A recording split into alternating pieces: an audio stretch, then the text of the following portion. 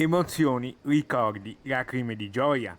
Il rientro per qualche ora a Venezia della ginnasta Daniela Mogurean è stato come vivere un sogno ad occhi aperti, dopo quella splendida medaglia di bronzo conquistata con le farfalle nell'ultimo giorno delle Olimpiadi di Tokyo, 40° sigillo della spedizione olimpica azzurra in Giappone.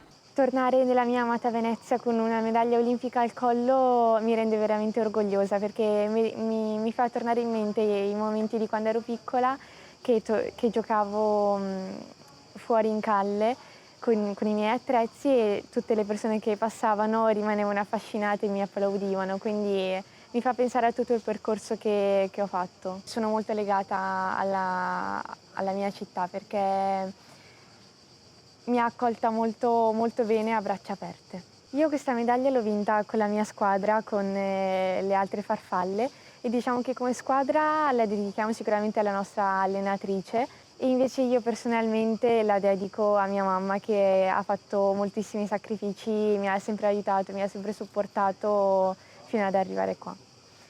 E i prossimi obiettivi che mi pongo con la mia squadra sicuramente sono i mondiali a fine ottobre in Giappone e poi si vedrà, magari saranno le prossime Olimpiadi. Forse, ci rivela nella nostra intervista esclusiva, la rivedremo con la squadra azzurra delle farfalle anche sul red carpet della 78esima Mostra Internazionale d'Arte Cinematografica al Lido, un'altra piccola favola dentro un grande sogno sportivo che si avvera. Quando abbiamo visto che siamo arrivate terze siamo esplose in lacrime di gioia che erano lacrime bellissime e veramente magnifiche. Molto probabilmente cercheremo di trovare il modo di vederci alla Mostra del Cinema di Venezia.